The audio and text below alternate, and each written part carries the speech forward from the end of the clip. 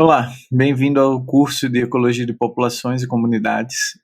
Sou o professor Bruno Vilela. Eu estou gravando esses vídeos para facilitar o acesso dos alunos e para divulgar mais essas informações que eu estou passando aqui sobre o que é Ecologia de Populações, seus principais conceitos, seus métodos.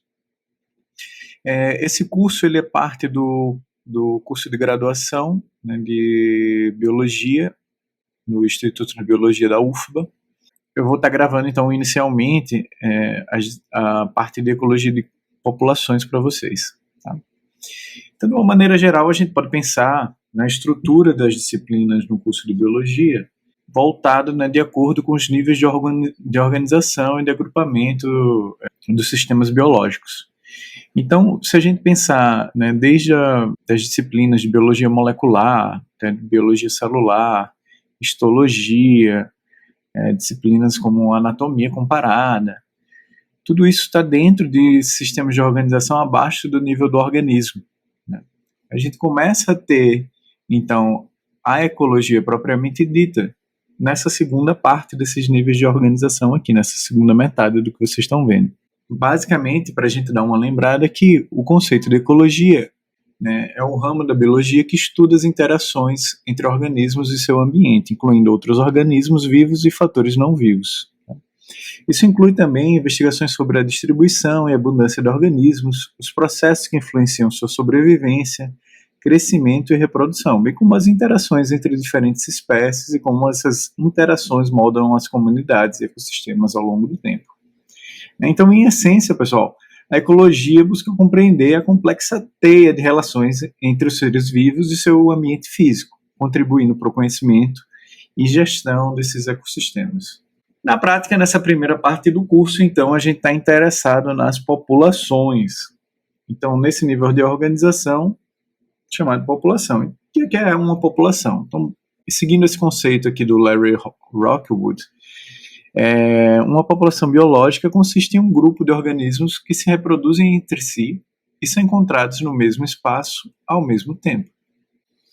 E por que a gente estuda, né, a biologia usando esses níveis organizacionais, né, essas estruturas de níveis organizacionais? Por exemplo, mesmo dentro da ecologia, a gente tende a dividir ecologia de indivíduos, ecologia de populações, ecologia de comunidades, de ecossistemas. Por que a gente divide isso?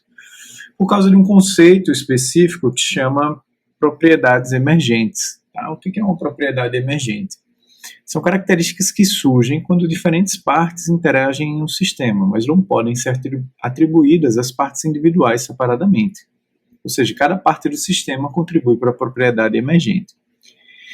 Então, acho que fica mais simples da gente entender o que é uma propriedade emergente quando a gente pensa num exemplo. Por exemplo, né, uma propriedade que a gente não consegue perceber ao nível individual, né, é a consciência. Por exemplo, você não pode olhar para cada neurônio e ver ali e entender a consciência a partir de cada neurônio. É só a partir da interação entre esses níveis, né, entre esses níveis menores do neurônio, que emerge, né, essa propriedade quando a gente olha para todo o cérebro. Né? Então, se a gente olha para a interação desses neurônios e o cérebro como um todo, a gente começa a perceber padrões emergentes como a consciência. Tá bom? Então, assim como a gente não consegue estudar a consciência a partir dos neurônios, a gente também não consegue estudar populações olhando só para os indivíduos que compõem aquela população. Tá? Por isso que existe uma disciplina voltada para entender, né, essas propriedades que emergem no nível de uma população e o que está acontecendo ali por trás dessa população. Então, quais são as principais propriedades emergentes em uma população? Então, quando a gente pensa numa população, a principal propriedades que emergem são o seu próprio tamanho populacional. Então, você não consegue ter uma medida de tamanho populacional olhando só para um indivíduo, né, isoladamente. A gente precisa olhar para todos ao mesmo tempo, de uma determinada população, para ter noção desse tamanho populacional. E uma outra questão também, um outro padrão que a gente vai estudar bastante aqui nessa disciplina é a distribuição geográfica. Então, a gente também não consegue entender a distribuição geográfica olhando para as partes individualmente. A gente precisa olhar para elas como um todo para saber como uma população se distribui no espaço. Existem também outras propriedades emergentes, né, no nível da população, principalmente quando a gente associa nessa população com outras características, como, por exemplo, eu poderia olhar para a diversidade genética dessa população. Entraria, claro, em mais de uma disciplina que a gente costuma organizar em genética de populações. Mas, de qualquer forma, é um padrão que emerge no nível populacional. Algumas outras coisas, como, por exemplo, o tamanho de corpo médio daquela população, ou padrões de outras características, né, morfológicas ou fisiológicas, que podem ser sumarizados no nível da população, ou padrões não só de médias, mas de variações. Por exemplo, a taxa de variação do tamanho corporal numa determinada população. Tudo isso são padrões, propriedades que emergem no nível de uma população. Então, se a gente vai pensar na ecologia de populações como uma disciplina, o que a gente está interessado, né, é entender os padrões e processos de mudança ao longo do tempo e espaço para as populações de uma única espécie. Então, vamos destrinchar um pouco o que é esse tal desse padrão e desse processo. Então, em geral, um padrão na ciência, né, são observações sistemáticas de regularidades ou estruturas recorrentes em dados, fenômenos naturais ou comportamentos observados. Essas regularidades podem ocorrer em escalas espaciais ou temporais diversas e fornecem uma base para compreensão e previsão de eventos. Então vamos usar um exemplo aqui para a gente entender melhor o que é esse tal desse padrão. Então, se a gente pega uma das propriedades emergentes da população, que é o tamanho populacional, a gente pode ver como é que ele está variando ao longo do tempo. Tá? Então, a gente está vendo essa propriedade variando ao longo do tempo. Então, a gente tem aqui, por exemplo, em cima, né, o número de baleias jubartes, né, ao longo dos anos. Tá? Então, cada ano foi medido o número de baleias que tinha ali em duas áreas, tá? Em vermelhinho aqui e em preto. E o que a gente está vendo é que esse padrão aqui que a gente está observando, ele mostra que as espécies, né, o número de baleias vem aumentando ao longo dos anos, né, só com um recente declínio aqui no final. O processo, por outro lado, seria o que está levando essa espécie a ter esse padrão. O que é que está levando a espécie a aumentar o número de indivíduos ao longo de todos esses anos? Então, uma coisa que a gente pode pensar, né, como um processo importante para recuperação no número de baleias na América do Norte, aqui, por exemplo, é a criação das unidades de conservação que a gente está vendo aqui em verde, no mapinha ao lado. Então, esse seria o processo determinando esse padrão de aumento no número de baleias ao longo dos anos. Claro que não é processo por completo, a gente pode sempre estar reduzindo a escala de explicação que está aqui. Então, a gente poderia dizer que essa proteção associada às áreas, à criação dessas unidades de conservação, diminui, por exemplo, caça, né, ou destruição de recursos alimentares para essas espécies, e, por fim, aumenta, né, o número de baleias. Então, esse nível, né, o processo de explicação, o mecanismo por trás disso aí, ele pode estar em diferentes níveis, tá? Mas essa explicação por trás seria, então, um processo. Então, se a gente volta lá naquele slide, qual que é a preocupação da ecologia de populações? Entender os padrões e processos de mudança ao longo do tempo ou espaço para as populações de uma única espécie. Então, a gente está tanto interessado em descrever esses padrões e entendê-los, quanto entender também os processos que levam a esses padrões. Então, a ecologia de populações ela vai ter uma importância muito grande no nosso dia a dia. Tá? Então, tem diversas aplicações diretas. Entre elas, aqui eu vou destacar 5.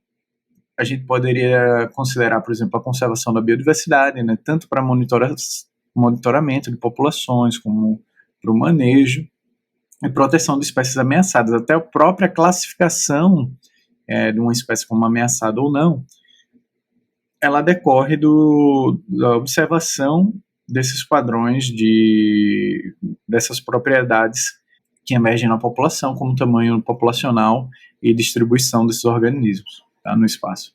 A gente pode também aplicar a ecologia de populações pensando em manejo de recursos naturais, como, por exemplo, gerenciamento sustentável de populações de plantas, animais, insetos em ambientes naturais ou em ambientes agrícolas, tá? Por exemplo, a aplicação de sistemas períodos de defeso para determinadas espécies que são pescadas. Também isso vale para controle de praga e doenças. Tá? Então, recentemente a gente viu, por exemplo, a pandemia de Covid, né, como a ecologia de populações auxiliou nos modelos preditivos, né, e nas estimativas do tamanho da população infectada. A gente também pode aplicar a ecologia de população na restauração de ecossistemas, né, principalmente pensando em reintrodução de espécies. E também no monitoramento de espécies invasoras, que cada vez mais é um dos impactos mais comuns, principalmente diante das mudanças climáticas que têm alterado os padrões de distribuição das espécies ao longo do planeta. E dentro, então, dessa disciplina, a gente vai estar trabalhando separadamente, né, mas sempre num contexto de unir essas três coisas, que vai ser, então, primeiro a gente vai dar uma olhada na variação do tamanho populacional, principalmente ao longo do tempo. Vamos trabalhar os princípios fundamentais em ecologia de populações e modelos de crescimento populacional. Então vai ser uma parte que vai envolver esses modelos preditivos ecológicos. Então vai ter um pouquinho de matemática e a gente vai dar uma olhada nas bases fundamentais disso e principalmente como a gente pode aplicar esses modelos na prática. Tá? Depois a gente vai buscar entender o que é a distribuição geográfica das espécies, como elas são determinadas, né, que fatores estão influenciando aquilo, e como a gente pode se aproveitar disso para usar ferramentas para tentar prever a distribuição das espécies no cenário atual, quanto utilizando, por exemplo, cenários de mudanças climáticas para o futuro, para o passado, ou cenários de invasão de espécies. E por fim, a gente vai trabalhar mais aplicações, principalmente voltado para avaliação de risco de extinção de espécies e para um entendimento, então, da crise da biodiversidade global, né, a partir desse olhar da ecologia de populações. Tá?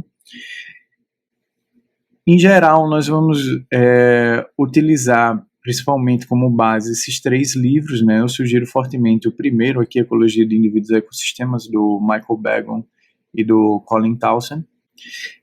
Ele é um pouco mais complexo, né, e ao mesmo tempo mais completo, então por vezes ele pode ser um pouquinho mais difícil que os outros no entendimento. Tá? O Economia da Natureza, do Rickliff e do Rick Relea, ele é um pouco mais simples, mas por vezes também ele vai ser super simplificado e fica devendo aí, né, em algumas explicações. E por fim aqui tem o Ecologia, do Gotelli, é um livro mais clássico, ele vai ser bastante focado em ecologia de populações, aí, principalmente nos modelos de crescimento populacional. Então ele vai ser mais forte assim, nessa parte de matemática por trás desses modelos e na aplicação disso. Então vai ser principalmente importante para quem tem mais interesse nessas questões. Tá? Então ao longo do curso vamos gravar assim, aulas curtinhas nesse modelo, para quem não puder vir à aula e para que outras pessoas também possam acompanhar o curso de longe.